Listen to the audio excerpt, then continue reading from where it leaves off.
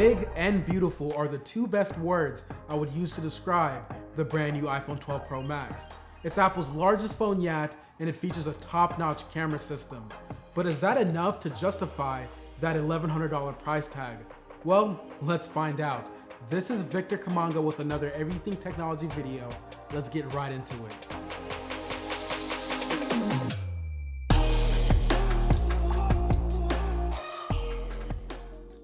There's no denying that the iPhone 12 Pro Max is one, or if not the best designed phone this year. I mean, just look at this device. This flat-sided design gives me a lot of nostalgia. My first iPhone was a 4, and if I had to describe the iPhone 12 Pro Max, I would have to say if the iPhone 11 and iPhone 4 had a baby, this would very likely be the outcome.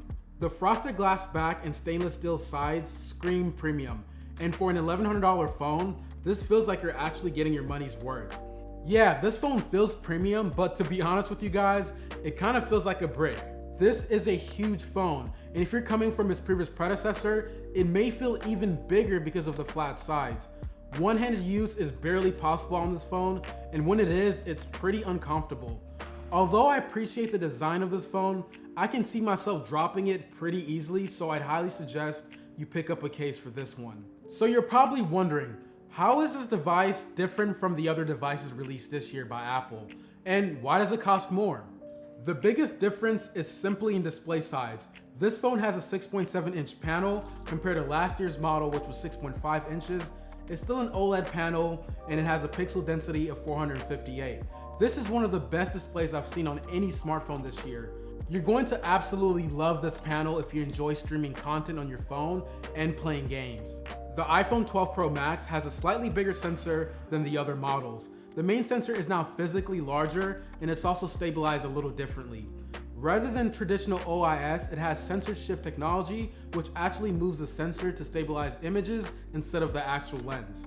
I shot some 4K videos at 60 FPS, and I was extremely impressed on how well this performed. It almost looked like I had a gimbal on this camera. Next, there's better light sensitivity, which gives it a higher ISO range. This camera actually does a pretty good job at night pics. It's almost on the same level as the Pixel 5 I just reviewed. And now the last biggest difference in this camera department is that telephoto lens. It's not that huge of a difference, but at least we get a little bit of an extra zoom.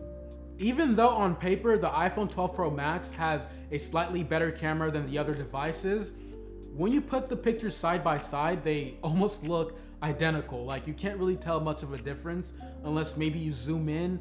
It might be slightly sharper and you might get a lower depth of field, but other than that, it's practically the same.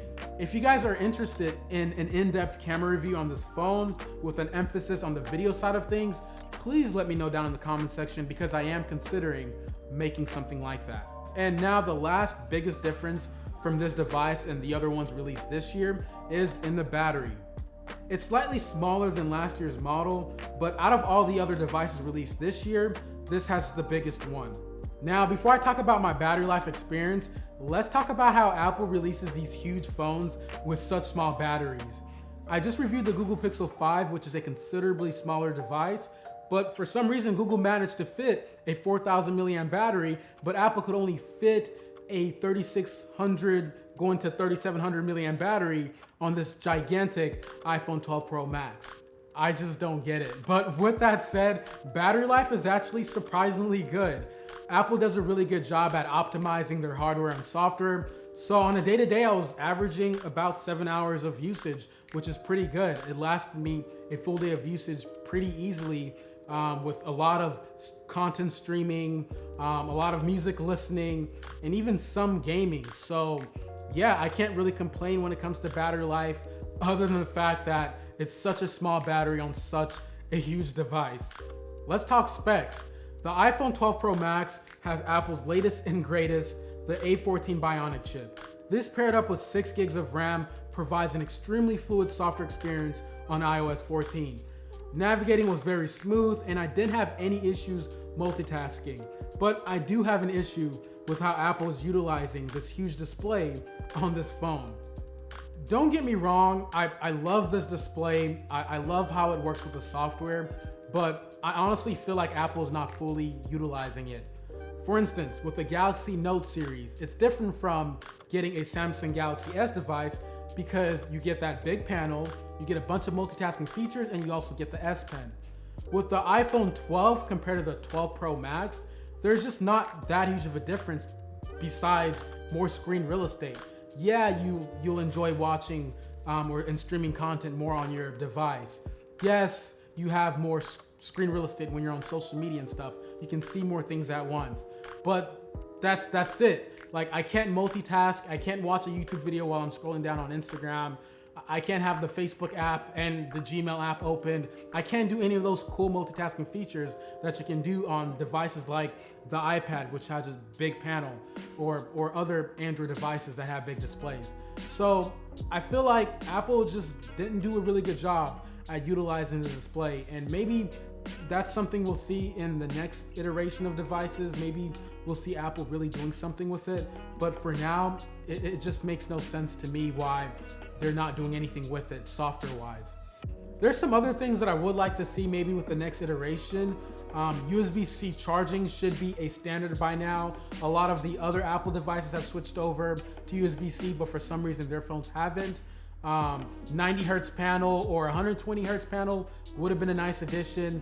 Another thing that I don't like is the fact that there's a lot of lint that gets stuck between the cameras. So I would like to see some kind of different camera design, because even when I do try to wipe it down with the microfiber cloth, I still can't remove all the lint around the cameras.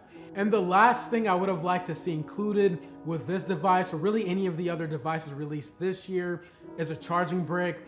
Yes, I understand that Apple's trying to save the world, or they are saving the world by doing this, but I don't mean to be that person. I tend to lose my charging brick a lot, so I would have liked to have a backup, but don't get me wrong, I really do appreciate Apple doing this for an actual good reason, not to just cut down on costs.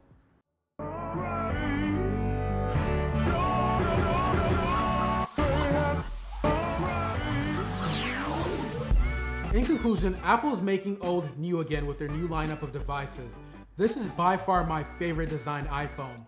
Now, is it worth that $1,100 price tag? And in my honest opinion, from a price to feature ratio, not really. With the iPhone 12 Pro Max, you're mostly just paying for a bigger screen. Yes, there's slightly better cameras and a bigger battery, but is that really worth spending $400 more than the regular 12? In my opinion, it just doesn't do a whole lot more than the other devices. Now, that would be a different story if Apple fully utilized this giant display. I like to see some multitasking features like we have on the iPads in the next iteration. But for now, this is just a bigger iPhone 12 with an extra camera. And if that's worth that 4-figure price tag, then maybe you should consider picking up this device. This has been Victor Kabanga with another Everything Technology video. Thank you for watching. I look forward to seeing all of you in the next video. Bye.